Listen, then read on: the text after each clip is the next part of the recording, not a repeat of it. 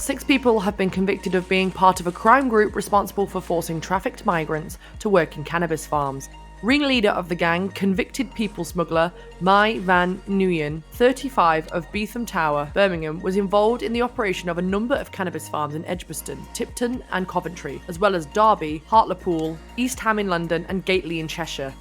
Harvested cannabis was also recovered from a further property in Hall Green. The properties would be leased in other people's identities, including using false identity documents and aliases.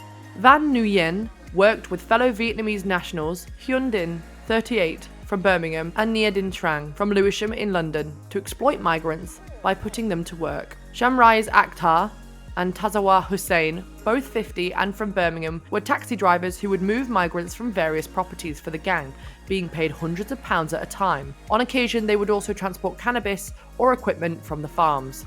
A 6th member of the gang, Amjad Nawaz, 43, from Birmingham, acted as a middleman and was in regular conversation with Nguyen about workers, the buying and selling of cannabis, and arranging for properties to be used in Birmingham. Their trial heard from a victim of trafficking, named only as Witness Z, a Vietnamese national who was exploited by the gang after arriving in the UK by boat in November 2020. Witness Z said he had no choice but to work, as he was in debt bondage to the people who had transported him to the UK. Nguyen and Tran both pleaded guilty to conspiring to produce cannabis, but the others denied the charge. All 6 denied charges of trafficking for exploitation. On Monday, 24th of February, following a 7-week trial at Birmingham Crown Court, all 6 men were found guilty of all charges.